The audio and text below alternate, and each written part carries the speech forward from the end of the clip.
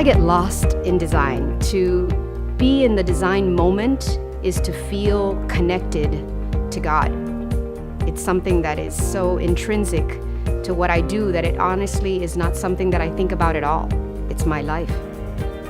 My name is Bee Pila, and I'm an interior designer. And I'm also the pioneer of what I call the Design Enlightenment movement. Hi everyone, Bee Pila here with Bee Pila Design Studio, pioneer of the Design Enlightenment movement, and I'm here for another design dilemma. Thank you, Marisol, for submitting your design dilemma, and it's one that I'm going to use for a lot of different reasons. Your particular design dilemma is very interesting to me because it's not about moving furniture or changing things around in a great way. It's actually just about refreshing things. You mentioned the word refresh. You want to start this new year with a different feeling in your house, something that makes you feel happy and joyful, and I think that's a great place to begin. So you mentioned that paint is one of your favorite things to do to change that up, and I agree. Paint is one of the best life-changing design tools that exist. I mean, it's amazing what just a fresh coat of paint can do. And in your home, I can see that you've got some beautiful, like dark, impactful accent walls. You also have some really eclectic furniture, which I think is awesome. And you have a lot of nice accessories that you've scattered throughout the house. So we're gonna talk about all of these things. I wanna begin with paint and a little bit of a lesson on paint. Now, first rule of thumb, and I mentioned this in my book, we have a whole chapter on paint and color, and that is that the first tools that you have to understand about color is how you respond to it. So there's two color choices in the spectrum. There's the cool color scheme and there's a warm color scheme. In your home, you've selected warm color schemes, and that seems to me to be your preference, what you kind of go towards, because you've chosen really warm schemes. Now, warm colors always project. That means that anything that's in the reds, the yellows, the oranges are always going to project towards you. And everything in the cool scheme, such as blues and greens and aquas, they tend to recede. Okay, also, you want to keep in mind that the darker the color is, like yours, it's kind of like a rusty brown, it actually projects, but also kind of creates depth.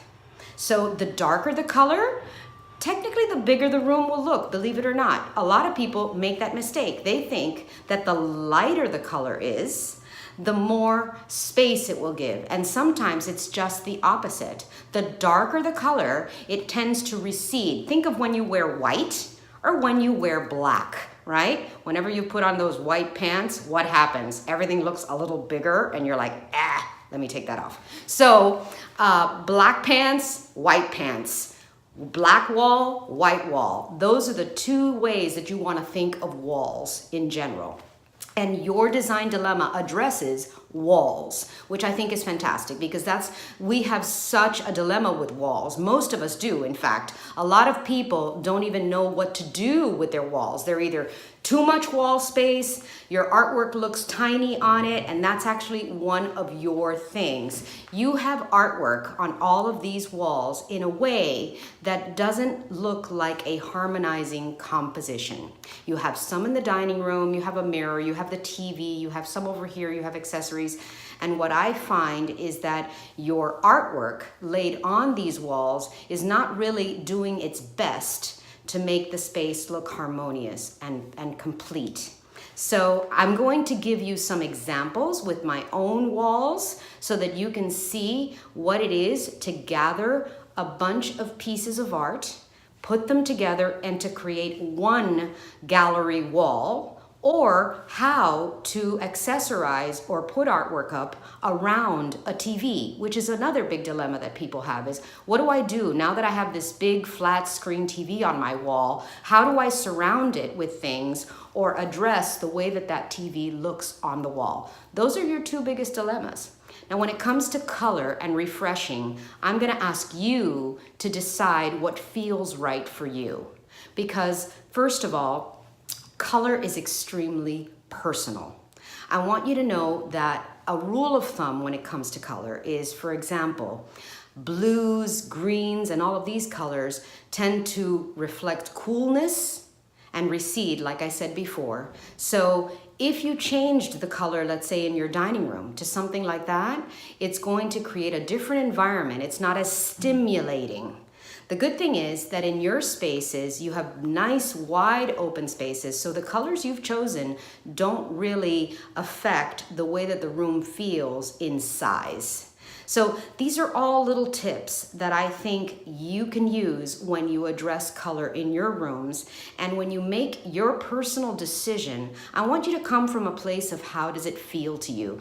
Go to a hardware store or a paint store and pick up some colors in your hands. Pick up those palettes.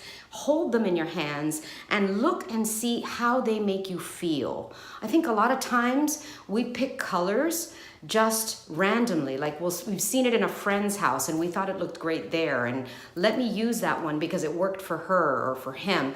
I say don't do that. You know, pick up color palettes and really ask yourself the question, how does this color feel to me? Does it make me happy?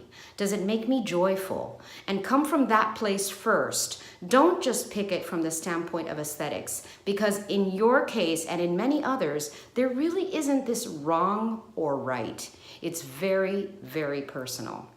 I hope that these ideas not only help you, Marisol, but they help a lot of other people that are struggling with this particular type of design dilemmas, how to deal with their walls and how to select a paint. And if you'd love some more information about this, I highly recommend reading the chapter in my book regarding color. It's in Sacred Spaces for Inspired Living. I hope this helps you and others. Thank you so much for joining in.